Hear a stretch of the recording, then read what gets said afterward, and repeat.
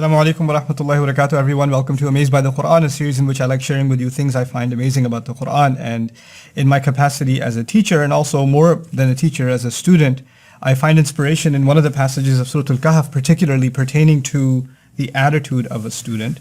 And that has to do with Musa alayhi salam in his role as a student. And before I talk about him and what really fascinates me about him, I want to share with you certain experiences I've had, anecdotal experiences really, with students that join and study under me. You'll have somebody who says, I want to learn Arabic so badly, I want to study, I'll do anything, I'll make any sacrifice necessary, I just want to be part of this program, I want to join it, right? And then they join.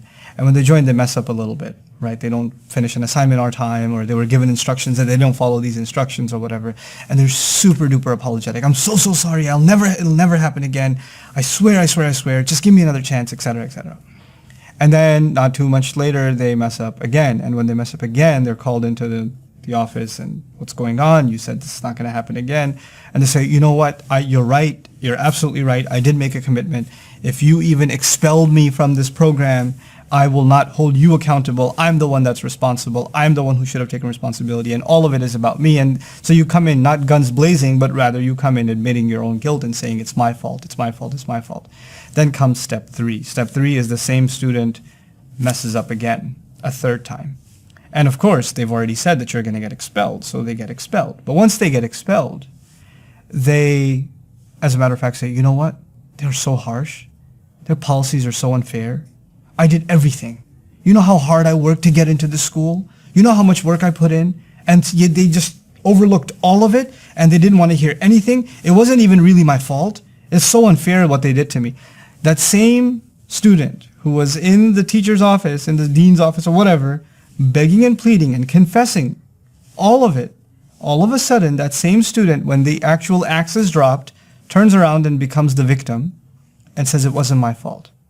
And this is something I wanted to highlight in the story of Musa alayhi salam. There's this incredible commitment that he wants to learn. He says, "La abrahu hatta ablugha majma' al-bahrayni aw amdiya huqba."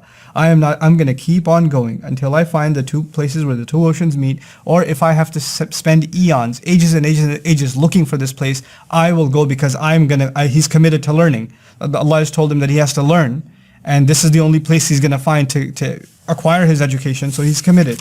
When he gets there, it's very difficult for him to gain admission, because the teacher that he's about to take on says, "Lan tastati'a ma'iya sabra." You're not going to be able to keep up. You're not going to be able to be patient with me. And he makes a guarantee that inshallah, you'll find me patient, and I'm not going to disobey you.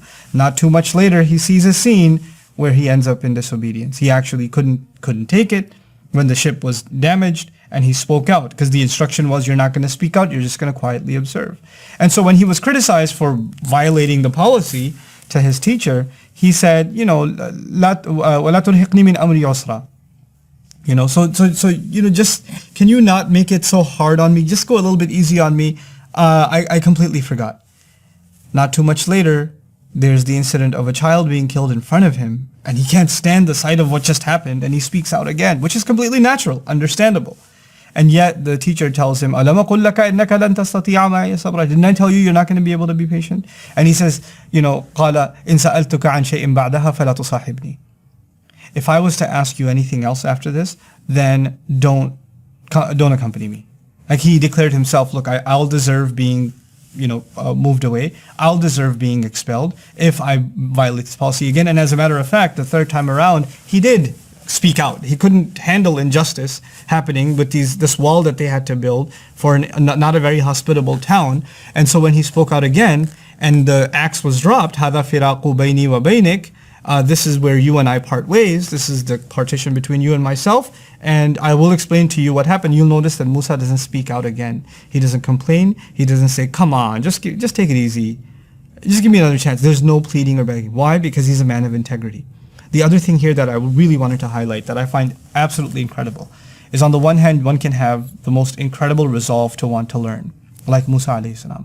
An incredible commitment to want to learn, to travel in the oceans, to try to find a teacher, And then at the same time that you have that resolve, that desire to get that education, it may be that it's not going to come to fruition. It may be that you don't have the wherewithal to keep up with what you're about to be taught. You just, all those intentions, all the sacrifice, all the journey, all the travel, all of it may not pan out the way you expected it to. And when things don't work out the way we want them to, after putting a lot of effort in ourselves, and that also because of things we've done, we don't like to accept that we're the ones at fault because we invested way too much into it. So we like to blame others. And that's part of the decency of Musa alayhi salam. He realizes that it's actually he's the one himself that's at fault. He's the one who broke the rules. He's the one who didn't keep up with the guidelines that were clearly set out for him. So he does try to negotiate in the beginning, but once he violates it again, he realizes, you know what, it's not fair to my teacher. It's not fair to the institution that I'm learning from, that I'm imposing my personal desire to learn to try to get them to bend their rules. It just isn't fair. So he tells his teacher, you know what, if I break this again, that's just on me, don't accompany me. So he's balancing his passion for learning and his respect for his teacher and the institution from which he's learning at the same time.